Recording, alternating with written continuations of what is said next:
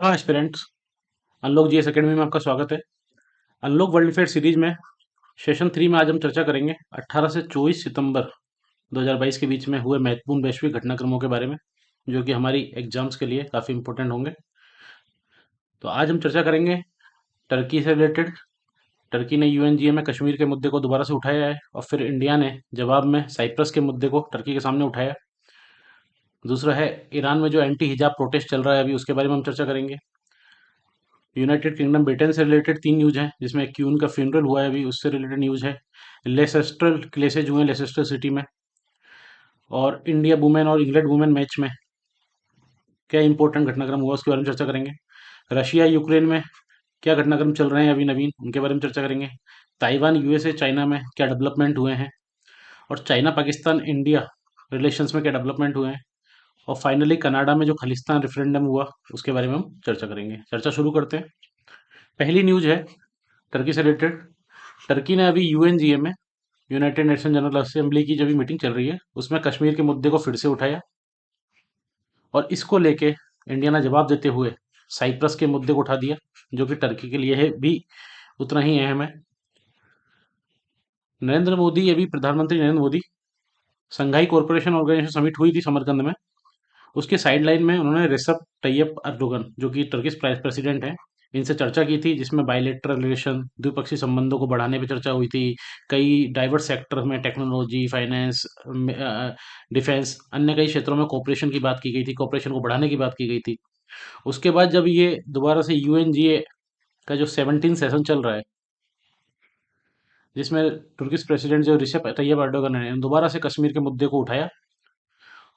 और इसमें इन्होंने कहा कि इंडिया और पाकिस्तान को 75 साल हो गए हैं आज़ाद हुए, और सोवरन है दोनों देश। उसके बाद भी दोनों देशों में पीस और सॉलिडिटी नहीं है एक दूसरे के प्रति, और ये काफ़ी अनफॉर्चुनेट है। और हम कश्मीर में पीस और प्रोस्पेरिटी आए, इसके लिए होप करते हैं और प्रे करते हैं। ये इनका कहना था। इसके 1 या 1.5 घंटे बाद हमारे James bond foreign minister doctor S Jaishankar, इनकी मीटिंग होनी थी टर्किश फॉरेन अफेयर्स मिनिस्टर मेवलूत कावुसोगलू के साथ। और इन्होंने हाथों हाथ ही साइप्रस के मुद्दे को, जिसमें इनको food security, Ukraine conflict, G20 process और ग्लोबल ऑर्डर की बात करनी थी, नाम की बात करनी थी, इन्होंने फाइनली उस साइप्रस मुद्दे पे भी टर्की से चर्चा की। External affairs minister S Jaishankar discuss the Cyprus issue with Turkey's minister of foreign affairs hours after the Turkish president raked up Kashmir in his address to the general assembly. तो तुर्की को राजकुमार साहब का ये डायलॉग जरूर याद रहना चाहिए, जिनके घर शीशे के होते हैं वो दूसरों पर पत्थर नहीं फेंकते। साइप्रस की अगर हम बात करें, साइप्रस ये मेडिटेरेनियन सी में अवस्थित आइलैंड है, जो कि मेडिटेरेनियन सी का थर्ड लार्जेस्ट आइलैंड है आफ्टर सिसिली और सार्डिनिया। सिसिली और सार्डिनिया ये इटली के आइलैंड है, इटली के आइलैंड दोनों। इसके बाद थर्ड लार्जेस्ट और थर्ड मोस्ट पॉपुलस आइलैंड है मेडिटेरियन सी में। और इसको जाना जाता है ओल्डेस्ट जो वाटर वेल्स है दुनिया के, पुराने, सबसे पुराने जो वाटर वेल्स है, कुछ कुछ साइप्रस में है। इस पे पहले असीरियन साम्राज्य, इजिप्शियन, पर्सियन, फिर अलेक्जेंडर, टोलेमी साम्राज्य, रोमन एम्पायर, अरब खलीफा, उसके बाद ओटोमन एम्पायर, कई एम्पायर्स का शासन रहा साइप्रस पे। फाइनली यूनाइटेड किंगडम ने इस पे एडमिनिस्ट्रेशन किया, साइप्रस कन्वेंशन, जो कि 1878 में हुआ था। और ये एनेक्स किया यूके ने 1914 में। 19th सेंचुरी से जो ग्रीक साइप्रोट है, साइप्रस में जो पॉपुलेशन रहती है वो दो तरह की पॉपुलेशन रहती है। साउथ की तरफ रहती है ग्रीक साइप्रोट पॉपुलेशन, जो इन्होंने इनोसिस की पॉलिसी को परस्यू किया, जो कि है कि हम ग्रीस के साथ, ये ग्रीस देख रहे हैं आप, ये टर्की है, ये साइप्रस है, कि ग्रीस के साथ हम जाएंगे और ग्रीस के साथ ही हम रहेंगे। ये ग्रीक नेशनल पॉलिसी भी 1950s के बाद से। और टर्किश जो साइप्रेट पॉपुलेशन थी, ये इनिशियली पहले ब्रिटिश रूल के कंटिन्यूएशन की बात कर रहे थे कि ब्रिटिश रूल ही रहना चाहिए। बाद में इन्होंने डिमांड की कि हमें टर्की द्वारा ये आइलैंड को एनेक्स कर लिया जाए। और उसके बाद इन्होंने एक पॉलिसी एस्टेब्लिश की, तकसीम पॉलिसी, जिसमें ये था कि पार्टीशन हो साइप्रस का और तुर्किश पॉलिटी क्रिएशन हो इन द नॉर्थ। ये साइप्रस की ज्योग्राफी है, जिसमें देखते हैं साइप्रस 1960 में इंडिपेंडेंट हुआ था, स्वतंत्रता मिली थी। और 15 जुलाई 1974 को, 15 जुलाई 1974 को एक कू हुआ ग्रीक साइप्रोट नेशनलिस्ट के द्वारा साइप्रस में। उसी के जवाब में 20 जुलाई 1974 को टर्की द्वारा इन्वेड किया जाता है, साइप्रस को इन्वेजन होता है। और ये प्रेजेंट डे का जो टेरिटरी है नॉर्थ साइप्रस की, ये वाली टेरिटरी, इसमें टर्की इन्वेड करके टर्की साइप्रस की स्थापना कर देता है। ये टर्की साइप्रस स्टेट बना दिया गया अलग से। और ये यूनिलेटरल डिक्लेरेशन किया 1983 में टर्की ने। टर्की ही एकमात्र देश है जिसको रिकॉग्नाइज करता है न्यू स्टेट को। और ये एरिया अभी इफेक्टिव कंट्रोल में है। ये वाला एरिया ये ग्रीक साइप्रोट्स के पास है और ये वाला एरिया टर्की साइप्रोट्स के पास है। इसमें लगभग 59% पॉपुलेशन रहती है साइप्रस की। 59% लैंड एरिया है ये, सॉरी। और यहाँ पर ये है 36% लैंड एरिया। बाकी का जो 4% लैंड एरिया है वो यूएन बफर जोन के रूप में है, ये ब्लू वाला, जिसमें यूएन पीस कीपिंग फोर्सेज वहां पर अवस्थित हैं। रिपब्लिक ऑफ जो साइप्रस है, ये रिपब्लिक ऑफ साइप्रस 1961 में ये कॉमनवेल्थ का मेंबर बना। और ये नाम national aligned movement, non aligned movement का भी मेंबर था, फाउंडिंग मेंबर था। यूरोपियन यूनियन को इन्होंने ज्वाइन किया 2004 में। 2004 में यूरोपियन यूनियन को ज्वाइन कर लिया है और 2008 में इन्होंने यूरोपियन यूरो जोन को ज्वाइन किया। ये आप मेडिटेरेनियन सी में साइप्रस की लोकेशन देख सकते हैं। ये साइप्रस की राजधानी है निकोशिया। यहीं पर इजराइल है, लेबनान है, इधर सीरिया है, टर्की, ये ग्रीस है। ये ब्लैक सी है, ये टर्की की राजधानी है। अंकारा ये ग्रीस की राजधानी है, एथेंस। और यहीं पे साइप्रस है, ये ग्रीक साइप्रोट कंट्रोल स्टेट है, ये टर्की साइप्रोट कंट्रोल है। नेक्स्ट न्यूज है ईरान में जो एंटी हिजाब प्रोटेस्ट चल रहा है, इसके बारे में। ये महशा अमीनी है, जो कि 22 साल की कुर्दिश वुमेन थी। और ये तेहरान की विजिट पे आई थी। ईरान की जो राजधानी है तेहरान, तेहरान में विजिट पे आई थी। वहीं पर इनको अरेस्ट किया गया मोरलिटी पुलिस के द्वारा, जो कि ईरान की मोरलिटी पुलिस है, जिसको गश्त है अरशद कहते हैं। क्योंकि इन्होंने कंट्री का जो हिजाब लॉ है उसको वायलेट किया था, इन्होंने हिजाब नहीं पहना हुआ था। और फिर इनको मारा पीटा गया, जैसे कि प्रोटेस्टर या इनकी फैमिली के द्वारा आरोप लगाए जाते हैं। और उसके बाद डिटेंशन वैन में इनको मारा पीटा गया। उसके बाद 3 दिन के बाद इन्होंने अस्पताल में दम तोड़ दिया। पुलिस का कहना है कि इन्हें हार्ट अटैक आया था, इसकी वजह से इनकी मृत्यु हुई। उसके बाद से कई तरह के प्रोटेस्ट शुरू हो गए ईरान में, इनकी डेथ के बाद, महसा अमीनी की डेथ के बाद। ईरान के जो प्रेसिडेंट हैं इब्राहिम रईसी, उन्होंने इंटीरियर मिनिस्टर को ऑर्डर भी दिए इंक्वायरी के, कि इंक्वायरी शुरू की जाए इस केस में। और फिर कई लॉ मेकर्स ने भी इस मुद्दे को पार्लियामेंट में उठाने की बात कही। जुडिशरी ने भी एक स्पेशल टास्क फोर्स बनाने की बात की ताकि इसको इन्वेस्टिगेट किया जा सके। ये टर्की की मोरलिटी, ये ईरान की मोरलिटी पुलिस है, जो कि ड्रेस कोड पे नजर रखती है और ये इन्फोर्स करती है ड्रेस कोड को, जिसमें एक वुमेन्स को रिक्वायर होता है कि वो हिजाब पहने पब्लिक प्लेसेज में। ठीक है, टाइट ट्राउजर्स नहीं पहने, बैन किए गए हैं, रिप्ड जीन्स नहीं हो, ब्राइटली कलर्ड आउटफिट नहीं होने चाहिए। ठीक है, ये ड्रेस कोड 1979 में जो इस्लामिक रेवोल्यूशन हुई थी ईरान में, तब से ही चालू है।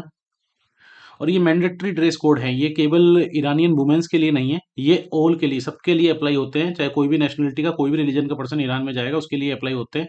इसमें वुमेन को हेड और हेयर और नेक को हेड स्कार्फ से कवर करना होता है। इसके बाद जब ये महसा अमीनी की डेथ हो गई, उसके बाद से प्रोटेस्ट चल रहे हैं। और ये प्रोटेस्ट ईरान की कैपिटल तेहरान में चल रहे हैं, उसके अलावा कई और सिटीज में चल रहे हैं। और ये इसमें कई पुलिस स्टेशन को आग लगा दी गई, कई व्हीकल्स को जला दिया गया। ईरान ने इसके जवाब में जो इंस्टाग्राम और व्हाट्सएप मेनली यूज किए जाते हैं ईरान में, उन दोनों पे ब्लॉकेड लगा दिया, इंटरनेट कनेक्शन को ब्लॉक कर दिया, ताकि ताकि प्रोटेस्ट ज़्यादा नहीं फैले। कई जगह प्रोटेस्ट ज़्यादा हार्श हो गया और सिक्योरिटी फोर्सेस का क्लेश में लगभग 75 लोगों की जान चली गई है। क्राउड के द्वारा death to the dictator shout किया जा रहा है। ईरान प्रेसिडेंट इब्राहिम रईसी का कहना है कि ये वेस्टर्न कंट्रीज के द्वारा प्रोपेगेट किया गया है और ईरान इसको डिसिसिवली डील करेगा, जो भी कंट्री की सिक्योरिटी और ट्रैंक्विलिटी को अपोज करते हैं उनके खिलाफ। तो एक हार्श रूप से सिक्योरिटी फोर्सेस के द्वारा एक्शन लिया जा रहा है इन प्रोटेस्टर्स के खिलाफ, और ये प्रोटेस्ट अभी भी चल रहा है। ईरान की अगर हम लोकेशन देखें तो ये ईरान है, ईरान की राजधानी तेहरान, ये कैस्पियन सी है। ईरान की बाउंड्री लगती है तुर्कमेनिस्तान से, इधर अफगानिस्तान से, इधर पाकिस्तान से। इधर देखें तो ये कुवैत है नीचे, और इधर है इराक। ये इराक से बाउंड्री लगती है, कुवैत से बाउंड्री नहीं लगती। इधर आर्मेनिया है, इधर टर्की है, इधर अजरबैजान है। ये कैस्पियन सी और ये पर्शियन गल्फ। यहीं पर चाहवार पोर्ट है, जो कि भारत की मदद से बनाया गया है। और अगर फिजिकल ज्योग्राफी देखें तो ये एल्ब्रूज माउंटेन है, यहाँ पर ये एल्ब्रूज माउंटेन्स है। यहीं पे ईरान की राजधानी तेहरान, ये एल्ब्रूज माउंटेन्स है। और यहीं पे ही सबसे हाईएस्ट जो पीक है ईरान की और पूरे मिडिल ईस्ट की, माउंट देमाबाद, जो कि स्ट्रेटो वोल्केनो है और पार्शियली एक्टिव वोल्केनो माउंट देमाबाद, यह एल्ब्रूज माउंटेन पे अवस्थित है। और ये जाग्रोस माउंटेन्स हैं। इसके बाद यहाँ पर लेक उर्मिया है ईरान में, जो कि सॉल्ट लेक है। और ये सिकुड़ रही है, 10% सिक्वेस हो गई है। ये दस्ते कबीर और दस्ते लुत, दो डेजर्ट है मेनली ईरान में, दस्ते कबीर और दस्ते लुत। ये बंदर अब्बास है, और ये स्ट्रोट ऑफ हॉर्मुज जो आप देख रहे हैं, जो कि गल्फ ऑफ ओमान को पर्शियन गल्फ से जोड़ता है। ये कुर्दिस्तान वाला जो रीजन है ईरान का, ये कुर्दिस्तान वाला रीजन है ईरान का, जहां पर भी ये प्रोटेस्ट ज्यादा हो रहा है, क्योंकि महसा अमीनी कुर्दिश वुमेन थी। और इस वाले रीजन में लगभग ये कुर्दिस्तान वाला जो रीजन है, ये इराक का जो रीजन है, यहाँ पे भी कुर्द पॉपुलेशन है। ये टर्की का जो रीजन है, ये कुर्द पॉपुलेशन है। ये चारों तरफ जो देखे जा सकते हैं, ये कुर्दिश पॉपुलेशन यहाँ पर रहती है। और ये लगभग 25 to 35 मिलियन कुर्दिश पॉपुलेशन है, जो कि माउंटेन्स रीजन में होती है, जिसमें टर्की वाला रीजन, इराक वाला रीजन, सीरिया वाला रीजन, इधर आर्मेनिया का रीजन, इधर ईरान का रीजन। और ये फोर्थ लार्जेस्ट एथनिक ग्रुप है मिडिल ईस्ट का। ठीक है, और ये बहुत टाइम से परमानेंट नेशन स्टेट की बात कर रहे हैं, आज से नहीं, काफी समय से इनको कभी ऑप्टेन नहीं हुआ है। वर्ल्ड वॉर 1 के बाद जब ओटोमन एम्पायर की डिफीट हुई थी, और वेस्टर्न लाइज ने एक प्रोविजन किया था कुर्दिश लोगों के लिए कि इनका कुर्दिश स्टेट बनाया जाएगा, ये ट्रीटी ऑफ सेवर्स में 1920 में बोला गया था। लेकिन फाइनली ट्रीटी ऑफ लोजेन हुई, जिसमें टर्की, जो आखिर मॉडर्न टर्की दिखाई देता है, इसकी बाउंड्री घोषित की गई। उसमें कोई भी कुर्दिश स्टेट के लिए प्रोविजन नहीं था, और इनको माइनॉरिटी स्टेटस दे दिया गया इनके रेस्पेक्टिव कंट्रीज में। इराक में भी इनको माइनॉरिटी स्टेटस है, ईरान में भी। और इनके साथ दोयम दर्जे का व्यवहार किया जाता है कई स्टेट्स में। और ये नेक्स्ट 80 ईयर्स से इन्होंने परमानेंट स्टेट के लिए काफी ज्यादा संघर्ष किया, लेकिन इस मांग को दबा दिया गया, ब्रूटली क्वेश्चन किया गया। तो ये कुर्दिस्तान वाला जो मांग ये करते हैं, ये पूरा ये रीजन है, टर्की, सीरिया, इराक का ये वाला रीजन, और ईरान का वेस्टर्न रीजन, और आर्मेनिया का रीजन। न्यूज अगली है यूनाइटेड किंगडम से रिलेटेड। यूनाइटेड किंगडम में 3 न्यूज है। क्वीन के फ्यूनरल को लेकर लेसेस्टर सिटी में जो क्लेशेज हुआ, और India women versus England women का जो मैच हुआ। यूके की क्वीन, ब्रिटेन की जो लॉन्गेस्ट सर्विंग मोनार्क थी, क्वीन एलिजाबेथ सेकंड, उनकी मृत्यु हो गई थी। और उसके बाद ऑपरेशन लंदन ब्रिज शुरू हुआ, ऑपरेशन लंदन ब्रिज, जिसमें क्वीन की डेथ के बाद क्वीन के फ्यूनरल तक की सारे प्रोग्राम और प्लानिंग की गई। फाइनली क्वीन का फ्यूनरल हुआ 19 सितंबर 2022 को लंदन के विंडसर में। और इसमें कई देशों के राष्ट्राध्यक्ष वगैरह पहुंचे। भारत से महामहिम राष्ट्रपति द्रौपदी मुर्मू लंदन गई कॉन्डोलेंसेज के लिए, और उन्होंने कॉन्डोलेंस दी क्वीन एलिजाबेथ सेकंड को। उन्होंने विजिट किया वेस्टमिंस्टर हॉल को लंदन में, जहाँ पर क्वीन हर मेजेस्टी की बॉडी रखी हुई थी, क्वीन एलिजाबेथ सेकंड की। और उन्होंने ट्रिब्यूट दिया डिपार्टेड सोल को, खुद के बिहाफ पर और behalf of people of India. ये अपने आप में एक इम्पोर्टेंट दृश्य था, जिसमें एक डेमोक्रेटिक देश की लोकतांत्रिक रूप से चुनी हुई हेड ऑफ स्टेट उस देश की क्वीन को कॉन्डोलेंसेस दे रही थी, जो अपने आप को डेमोक्रेसी का पुरोधा मानते हैं, और अभी भी मोनार्की सिस्टम को सपोर्ट करते हैं।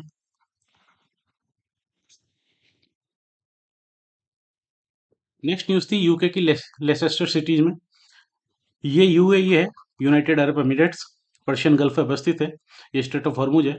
यहीं पर अबू धाबी यूएई की राजधानी, और ये अबू धाबी से थोड़ा सा आगे चलने पे दुबई आता है। दुबई में एक मैच होता है 28 अगस्त को, एशिया कप T20 इंडिया और पाकिस्तान के बीच में, जिसमें इंडिया पाकिस्तान को हरा देता है। और इसके बाद लंदन में लेसेस्टर सिटीज में इस मैच का लाइव टेलीकास्ट हो रहा होता है, और उस टाइम इंडिया और पाकिस्तान के फैन एक दूसरे से झगड़ जाते हैं। और ये झगड़ा 28 अगस्त को शुरू होता है, पर ये 1-2 वीक तक चलता रहता है, और उसके बाद दोनों दोनों ग्रुप द्वारा एक दूसरे पर अटैक किया जाता है, वेंडलाइज किया जाता है, एक दूसरे की प्रॉपर्टी को नुकसान पहुंचाया जाता है। ये सीरीज ऑफ वायलेंस जो कि 28 अगस्त को ट्रिगर हुई थी, और ये हो जाती है उसके बाद शुरू, जिसमें लेसेस्टर सिटी में कई लोगों को गिरफ्तार किया जाता है। लगभग 30 से ज़्यादा लोगों को गिरफ्तार किया पुलिस ने। कई वीडियो जो रिपोर्ट्स आई, जो सोशल मीडिया पे सर्कुलेट हुई, जिसमें कहा गया कि पाकिस्तानी ऑर्गेनाइज गैंग्स थे, ये वेंडलाइज कर रहे थे, टेरराइज कर रहे थे हिंदूज को यूके के लेसेस्टर सिटी में। उसके बाद फाइनली पीस एस्टेब्लिश की पुलिस के द्वारा।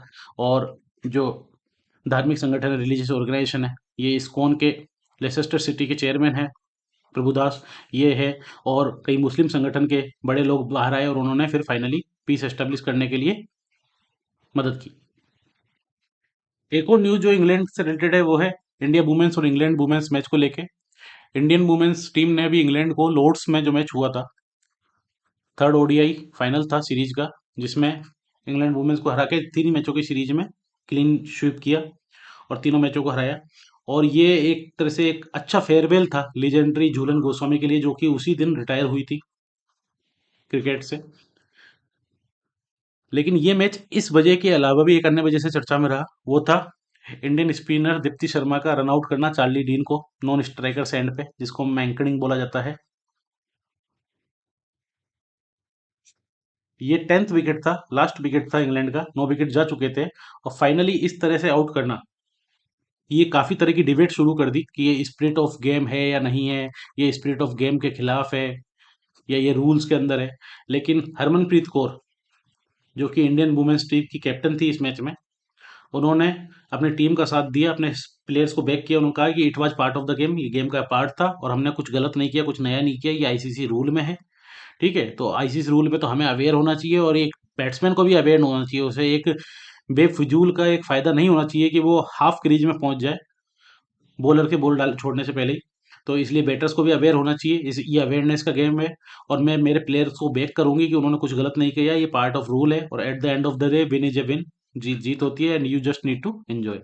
तो ये एक लीडरशिप क्वालिटी दर्शाता है एक व्यक्ति की, जिसको आप कभी भी अपने क्वेश्चन में कहीं एग्जाम्पल में डाल सकते हैं। मैंकडिंग की अगर बात करें, तो कई लोग बोल रहे थे कि ये स्पिरिट ऑफ गेम है कि नहीं, पर कुछ लोग बोल रहे थे कि लगान का बदला ले लिया है। जो भी है, मैंकडिंग की अगर बात करें तो इंडियन इंटरनेशनल थे बीनू मांकड़, जो कि इंडियन इंटरनेशनल प्लेयर थे। इनके नाम पे मैंकडिंग का नाम चला, ये इनफॉर्मल नेम है जो कि दिया जाता है उस इंसिडेंट को जिसमें नॉन स्ट्राइकर बैटर को रन आउट करार दिया जाता है जब वो क्रीज से बाहर होते हैं। एमसीसी ने जो अभी नए लॉ निकाले हैं उसमें 41.16.1 में कहा गया है कि non striker living his her ground early, इसमें कहा गया है if the non striker is out of his her ground at any time from the moment the ball comes into play until the instant when the bowler would normally have been expected to release the ball, the non striker is liable to be run out। कि अगर non striker पहले bowler के ball छोड़ने से पहले बाहर निकल जाता है तो बॉलर्स को आउट कर सकता है, ये नॉन रन आउट में माना जाएगा। और फाइनली जब ये डिबेट शुरू हुई तो दोबारा से एमसीसी ने एक मैसेज दिया, जिसमें रिमाइंड कराया गया उन बैटर्स को उनकी ड्यूटीज के बारे में। एमसीसी ने मैसेज दिया to non strikers continues to be remain in their ground until they have seen the ball leave the bowler's hand. जब तक आप बॉल को बॉलर्स के हैंड से बाहर निकलते हुए नहीं देख लेते तब तक आपको क्रीज में रहना है। तब जो ये डिसमिसल हुआ, जैसा such as the one seen yesterday can not happen, तब ऐसा डिसमिसल नहीं होगा। इसलिए आप अपनी ड्यूटी निभाइए, बॉलर की अपनी एक ड्यूटी है, बैटर्स की अपनी एक ड्यूटी है। इसी मैच में फाइनली झूलन गोस्वामी, जिनको चकदा एक्सप्रेस कहा जाता है, ये पश्चिम बंगाल के चकदा जिले चकदा से आती हैं, और इन्होंने रिटायरमेंट लिया। इनके नाम कई वुमेन्स क्रिकेट के रिकॉर्ड है जो कि शायद ही आने वाले टाइम में टूट सके। मोस्ट विकेट है झूलन गोस्वामी के नाम पे, मोस्ट ओडीआई विकेट भी झूलन गोस्वामी के नाम है, मोस्ट वर्ल्ड कप विकेट्स भी झूलन गोस्वामी के नाम है, मोस्ट बॉल्स वर्ल्ड के नाम भी, रिकॉर्ड भी झूलन गोस्वामी के नाम है। और ये एक महान प्लेयर रही हैं, और इन्होंने भारत की टीम की काफी सेवा की इस परिधि में। नेक्स्ट न्यूज है रशियन इन्वेजन ऑफ यूक्रेन को लेके, जिसपे हम पहले भी चर्चा कर चुके हैं। इसमें अब कुछ नए अपडेट्स हुए हैं। रशियन प्रेसिडेंट है व्लादिमीर पुतिन, इन्होंने अभी अनाउंस किया कि ये एक पार्शियल मोबिलाइजेशन करेंगे 2 मिलियन स्ट्रॉन्ग मिलिट्री का रिजर्व का, क्योंकि यूक्रेन से जो वॉर चल रही है वो 7वें महीने में पहुंच चुकी है और इनको जल्दी से जल्दी वॉर खत्म करनी है। रशिया के लिए भी एक वर्डन सा बन चुका है, और इन्होंने कहा है कि हम अपनी मदरलैंड को डिफेंड करने के लिए, सोवर्टी और टेरिटोरियल इंटीग्रिटी के लिए ये काम करेंगे। और ये हम केवल पार्शियल मोबिलाइजेशन कर रहे हैं, फुल मोबिलाइजेशन नहीं कर रहे। ये वर्ल्ड वार सेकंड के बाद रशिया का पहला मोबिलाइजेशन आर्मी का, जिसमें उन्हीं सिटीजन्स को बुलाया जाएगा रिजर्व में हैं, या फिर जिन्होंने आर्म फोर्सेज की कुछ सर्टेन मिलिट्री स्पेशलिटी है या कुछ प्रैक्टिस उन्होंने पहले कर रखी है, किसी तरह की ट्रेनिंग ले रखी है, रिलेवेंट उनको एक्सपीरियंस है, उनको हम पार्शियल पार्शियल मोबिलाइजेशन में डालेंगे। ईयू की तरफ से कमेंट आया है उसके बाद, यूरोपियन यूनियन की तरफ से, कि अगर ऐसा होता है तो इसके कॉन्सिक्वेंसेज होंगे।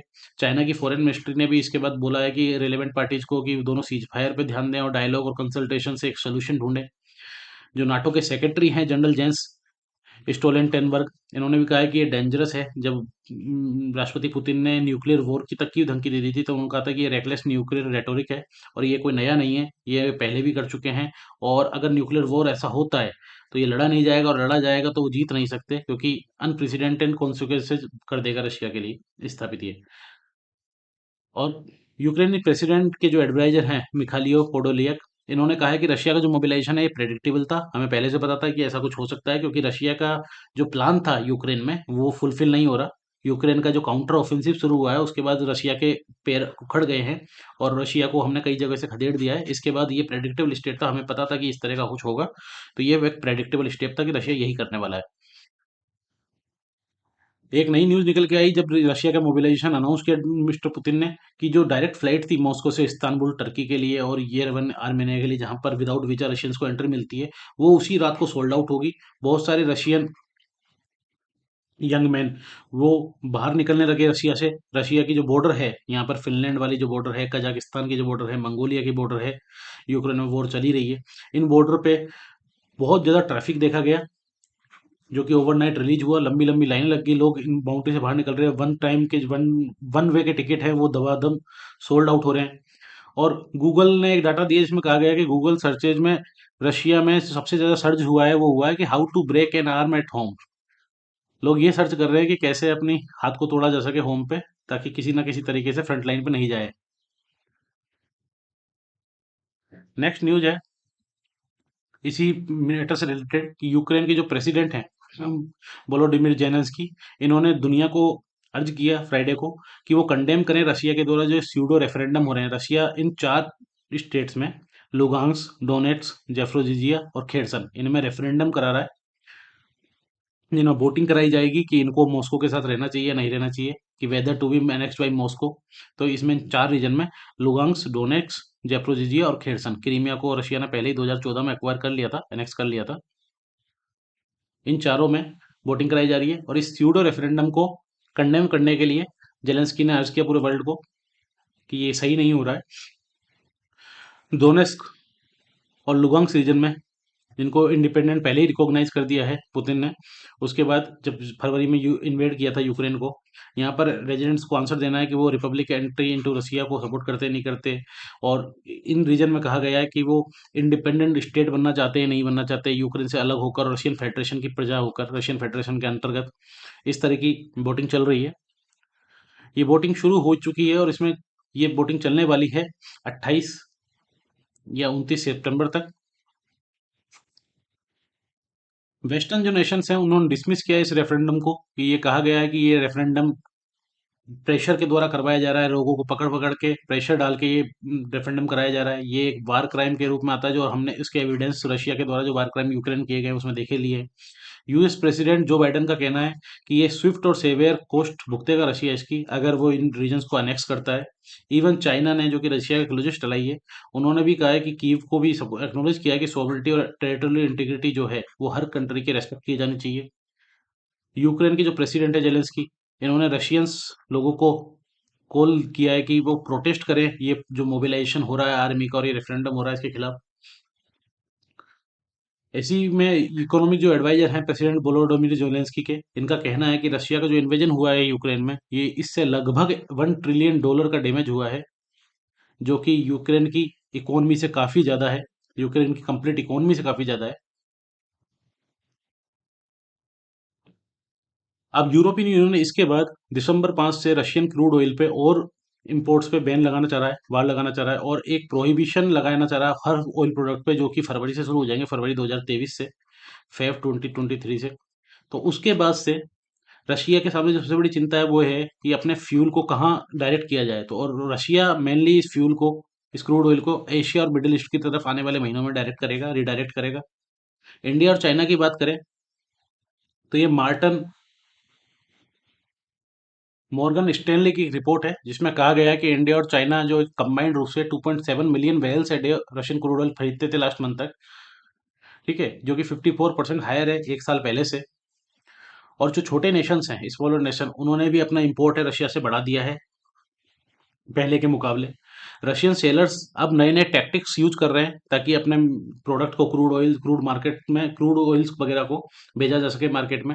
वो नए आउटलेट्स खोज रहे हैं, री एक्सपोर्ट कर रहे हैं, शिप टू शिप ट्रांसफर कर रहे हैं, जिसमें एक शिप को भेजा जाता है और फिर बीच में ही शिप से दूसरे शिप में ट्रांसफर कर लिया जाता है और फाइनल डेस्टिनेशन में पहुंचा जाता है। रीब्रांडिंग कर रहे हैं कार्गोज की, कई जगह स्टोर किया जा रहा है, सी पे ही स्टोर किया जा रहा है।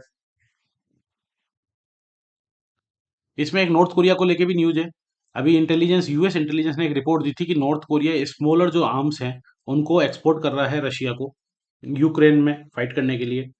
और इस पे नॉर्थ कोरिया ने अब जवाब दिया, जिसमें नॉर्थ कोरिया ने कहा है कि नॉर्थ कोरिया ने ऐसा कोई भी एक्सपोर्ट नहीं किया कोई वेपन रशिया को, और ऐसा ही कोई कोई भी वेपन एक्सपोर्ट करने का कोई उनका प्लान भी नहीं है। और यूएस जो इंटेलिजेंस रिपोर्ट है ये केवल नॉर्थ कोरिया की इमेज खराब करने के लिए लगाई गई है। नॉर्थ कोरिया के जो डिफेंस ऑफिशियल है उन्होंने यूएस को बोला है कि फालतू के रेकलेस रिमार्क्स नहीं दें और कीप इट्स माउथ शट, अपना मुंह बंदी रखें तो ज़्यादा ठीक रहेगा। ऐसा नॉर्थ कोरिया के डिफेंस ऑफिशियल्स का कहना है। नॉर्थ कोरिया का जो आर्म्स एक्सपोर्ट है रशिया को, अगर ये होता है तो ये वायलेट करेगा यूएन का जो रेजुलेशन है जिसमें बैन किया गया है नॉर्थ कोरिया को, किसी भी कंट्री को बैन किया जाता है जिसमें इंपोर्ट और एक्सपोर्ट वेपन्स के लिए। तो ये इसको रेजुलेशन को वायलेट करेगा अगर ऐसा कुछ होता है। नॉर्थ कोरियन गवर्नमेंट ने अभी हिंट भी दिया था कि वो जो प्रो रशिया ब्रेकअवे रीजन है यूक्रेन के ईस्ट में, जहाँ पे रशिया ने रेफरेंडम शुरू किया है, वहां पे वो अपने कंस्ट्रक्शन वर्कर्स को भेजना चाहेंगे ताकि रिवील किया जा सके उन एरिया को।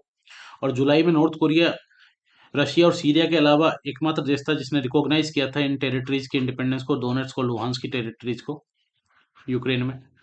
अभी साउथ कोरिया की मिलिट्री ने साइन डिटेक्ट किए हैं कि नॉर्थ कोरिया अभी जल्दी ही एक सबमरीन लॉन्च बैलिस्टिक मिसाइल को टेस्ट करने वाला है। और ये test vice president Kamala Harris की विजिट से पहले ही हो जाएगा। नेक्स्ट न्यूज है ताइवान, यूएसए और चाइना को लेके। अभी प्रेसिडेंट जोए बाइडेन ने इस सवाल के जवाब में कि अगर चाइना रशिया जैसा इनकर्शन करता है, अटैक करता है ताइवान पे, तो क्या अमेरिका मिलिट्री वाइज मदद करेगा ताइवान की, तो उनका कहना था कि US military forces would defend Taiwan if there was an unprecedented attack, कि अगर ऐसा अटैक होगा कि US military on the foot Taiwan पे होगी। उनका कहना था कि हमने जो साइन किया था बहुत समय पहले वन चाइना पॉलिसी, हम उसको मानते हैं, एक्सेप्ट करते हैं, और ताइवान को हम ये कहते हैं कि वो अपनी खुद का जजमेंट बनाने के लिए स्वतंत्र है, इंडिपेंडेंट है। और हम उनको इनकरेज नहीं कर रहे हैं किसी भी तरीके से कि वो इंडिपेंडेंट हो, लेकिन ये उनका उनका अपना डिसीजन होगा और हम इस डिसीजन में उनके साथ देंगे। और अगर ताइवान पे चाइना की तरफ से कोई भी इनकर्जन या कोई अटैक होता है तो यूएस आर्मी ताइवान की पूरी मदद करेगी। यहाँ पर ये देखने वाली इंपॉर्टेंट बात ये कि यूक्रेन में जहाँ रशिया द्वारा इन्वेड किया गया है, वहां पर यूएस केवल सप्लाई कर रहा है billions of dollars of money and weapons to, ताकि कीव अपने आप को डिफेंड कर सके रशियन इन्वेजन से। लेकिन in case of Taiwan, Taiwan के केस में ऐसा नहीं है। ताइवान के केस में कमिट किया है यूएस प्रेसिडेंट ने कि हम ग्राउंड्स पे ट्रूप्स को उतार देंगे डिफेंड करने के लिए ताइवान को against the people liberation army, जो चाइना की आर्मी है। इसका मतलब ही इतना सा है कि आने वाले समय में ये इंडो पैसिफिक जो एरिया है, इंडो पैसिफिक थिएटर है, इसमें काफ़ी हलचल होने वाली है। क्योंकि चाइना के किसी भी एग्रेशन के खिलाफ ताइवान और जाइवान जापान, किसी पे भी चाइना को जो एग्रेशन होगा उसके खिलाफ यूएस मिलिट्री प्रेजेंट रहेगी आने वाले समय में इंडो पैसिफिक में। और ये जो पैसिफिक थिएटर है, इंडो पैसिफिक थिएटर, आने वाले समय में बहुत सारी हलचलों का साक्षी बन सकता है। यूएस प्रेसिडेंट जो बाइडेन के यूएस मिलिट्री को ताइवान में उतारने के सवाल पर Chinese foreign ministry spokes person है माओ निंग, इनका कहना है कि यूएस साइड जो है ये वायलेट कर रही है वन चाइना प्रिंसिपल को। और तीन जो चाइना यूएस ज्वाइंट कम्युनिक हुए थे जिसमें यूएस ने कमिट किया था कि ताई वन चाइना पॉलिसी को वो एक्सेप्ट करते हैं, ताइवान की इंडिपेंडेंस को सपोर्ट नहीं करेंगे। लेकिन ये गलत तरह के सिग्नल भेज रहे हैं ताइवान इंडिपेंडेंस जो सेपरेटिस्ट फोर्सेज है, अलगाववादी फोर्सेज है उनको। और चाइना का साफ कहना है कि केवल there is only one China in the world and Taiwan is part of China. There is only one China in the world and Taiwan is part of China. तो इसलिए इनका कहना है कि हम किसी भी तरह की कोई एक्टिविटी को टॉलरेट नहीं करेंगे जो चाइना की सोवरेनिटी और इंटीग्रिटी के खिलाफ होगी। और हम हर तरह के जो नेसेसरी मेजर्स है वो लिए जाएंगे हमारी तरफ से। चाइना हर तरह का राइट रखता है हर तरह के मेजर्स लेने का एक्टिविटीज पे, जिसमें नेशन को स्प्लिट करने की बात की जाएगी। और इन्होंने सीधे सीधे वॉशिंगटन को चेतावनी दी है, अमेरिका को, कि Washington should handle Taiwan related issues carefully and properly and not send wrong signals to Taiwan independence separatist forces. Taiwan की जो सेपरेटिस्ट इंडिपेंडेंस फोर्सेज है उनको कोई रॉन्ग सिग्नल यूएस नहीं भेजे। इससे पहले भी चाइना के प्रेसिडेंट हैं जी जिनपिंग, इन्होंने जुलाई में जो बाइडन से फोन पे चर्चा के दौरान कहा था कि those who play with fire will perish by it, कि आग से नहीं खेलना चाहिए इनको, जब नैन्सी पेलोसी जो कि हाउस स्पीकर है इनकी विजिट होने वाली थी ताइवान में। लेकिन उसके बावजूद नैन्सी पेलोसी ने विजिट किया और चाइना ने फिर मिलिट्री ड्रिल की ताइवान के चारों तरफ। और लास्ट वीक जब ताइवान पॉलिसी एक्ट ऑफ 2022 जो कि एक्ट कंप्लीट होने की कगार पे, इसका भी चाइना ने काफी अपोज किया। अभी यूएस का एक डिस्ट्रॉयर और एक कनाडा का फ्रिगेट ताइवान स्ट्रेट में से गुजरे हैं, सेल किया है इन्होंने ताइवान स्ट्रेट में से, यूएस के एक डिस्ट्रॉयर ने और चाइना कनाडा के एक फ्रिगेट ने ताइवान स्ट्रेट में से ही गुजरे हैं। और इनका कहना था कि हम ये जो ऑपरेशन है जिसमें हम री कर रहे हैं रूट स्टेटस को, जो कि इंटरनेशनल वाटरवे में हम किसी के क्षेत्र में संप्रभु क्षेत्र में नहीं घुस रहे हैं, इंटरनेशनल वाटरवे का हिस्सा है। तो चाइना ने इसको पब्लिक हाइप कहा था। चाइना का कहना था कि ये पब्लिक हाईवे और कुछ नहीं है, वो हमारे एरिया में एंटर नहीं कर रहे हैं, इंटरनेशनल वाटरवे से जाते हैं, कोई दिक्कत नहीं है। ताइवान से रिलेटेड एक और न्यूज़ है कि अभी जो ब्रिटिश लॉ मेकर्स हैं, ये ताइवान के साथ टॉक में है, जिसमें ये चाइनीज लैंग्वेज टीचर्स को अपॉइंट करेंगे यूके में, जो कि पहले काम चाइना से हो रहा था। कन्फ्यूशियस इंस्टीट्यूट जो चाइना में बने हुए हैं, Confucius language learning and technique project, teaching project, इन पर हैवी स्क्रूटनी शुरू हो गई है, क्योंकि ऐसा कहा जा रहा है कि जो अभी नई प्रधानमंत्री बनी है लिज ट्रस, उनका मानना है कि ये चाइना को एक्यूट थ्रेट डिक्लेयर कर सकती हैं यूके की नेशनल सिक्योरिटी के लिए, रशिया के साथ सेम कैटेगरी में रख सकती हैं, क्योंकि बायलैटरल रिलेशन जो है चाइना और यूके के बीच में ये डिटरेट होते जा रहे हैं। और इसी के तहत ये चाइना के जो कन्फ्यूशियस लैंग्वेज सेंटर हैं, इनको बंद करके ताइवान के द्वारा चाइनीज लैंग्वेज टीचर को प्रोवाइड करवाएंगे ये यूके में। ताइवान की अगर हम लोकेशन देखें, ये ताइवान स्ट्रेट है, ये ताइवान है, ये मेनलैंड चाइना है, ये गल्फ ऑफ टोंकिंग है, ये नीचे साउथ चाइना सी है, यहाँ फिलीपींस का आइलैंड है ल्यूजोन आइलैंड, और यहीं पे ताइवान और ल्यूजोन के बीच में है ल्यूजोन स्ट्रेट। ये है ताइवान स्ट्रेट, ताइवान और मेनलैंड चाइना के बीच में। यहाँ पर सुलू सी है, ये सेलेव सी है, ये जावा सी है, यहाँ गल्फ ऑफ थाईलैंड है, ये स्ट्रेट ऑफ मलक्का है, मलय पेनिनसुला और सुमात्रा के बीच में, और ये सुंडा आइलैंड है। नेक्स्ट न्यूज है चाइना को लेके, चाइना पाकिस्तान इंडिया में। चाइना ने अभी दोबारा से जो साजिद मीर को, यूएस और इंडिया का जो प्रपोजल था, यूएस और इंडिया का, कि लश्कर तैयबा के चीफ आर्किटेक्ट थे ये 2008 मुंबई अटैक्स के, साजिद मीर, इनको 12 अलकायदा की जो सैंक्शन कमेटी है इसमें डेजिग्नेट करना था, लेकिन चाइना ने इसको होल्ड लगा दिया है। और चाइना का ये पहला ऐसा वाक्य नहीं है, चाइना ने इससे पहले दो और प्रपोजल, जो कि अब्दुल रहमान मक्की से रिलेटेड था, जो कि डेजिग्नेटेड टेररिस्ट है लश्कर तैयबा के, और एक मुफ्ती रऊफ अजहर, जो कि जैश ए मोहम्मद के ऑपरेशन टेरर कमांडर थे। इन दोनों के प्रपोजल पे भी इसी तरह का होल्ड लगाया था। अभी मीर को पाकिस्तान गवर्नमेंट द्वारा मृत घोषित कर दिया गया था कि ये डेड हो चुके हैं, लेकिन अभी पाकिस्तान की कोर्ट ने इसी जून में 15 साल की इनको सजा सुनाई है। और इसको डेजिग्नेट करने के लिए जो प्रपोजल लाया गया था यूएस और इंडिया के द्वारा, इसको चाइना ने दोबारा से होल्ड लगा दिया है। नेक्स्ट न्यूज है कनाडा से रिलेटेड। कनाडा में खालिस्तान रेफरेंडम जो कि अभी हुआ, उससे रिलेटेड है। अभी लगभग 1,10,000 लोगों ने पार्ट लिया, सिक्स ने। कहाँ पर? कनाडा के ये ओंटारियो स्टेट में, ये टोरंटो के पास है एक जगह, ब्रैम्पटन, ब्रैम्पटन ओंटारियो में 19 सितंबर को ये रेफरेंडम आयोजित किया गया, जो कि pro Khalistani group Sikh for justice के द्वारा आयोजित किया गया, जिसमें डिमांड की गई कि एक इंडिपेंडेंट स्टेट ऑफ खालिस्तान बनाएंगे, जिसका शिमला इसकी कैपिटल होगी। सिख फॉर जस्टिस को बैन किया हुआ है इंडिया ने, भारत ने 2019 में, लो अनलॉफुल एसोसिएशन के रूप में। ये टेररिस्ट एक्टिविटीज और अनलॉफुल एक्टिविटीज में संलिप्त है, इसलिए इनको बैन किया हुआ है। और इंडियन गवर्नमेंट ने अभी कनाडियन गवर्नमेंट को वार्न भी किया था कि एंटी इंडिया फोर्सेज के द्वारा करवाया जा रहा है रेफरेंडम, और ये एंटी इंडिया फोर्सेज ग्रो हो रही है कंट्री में।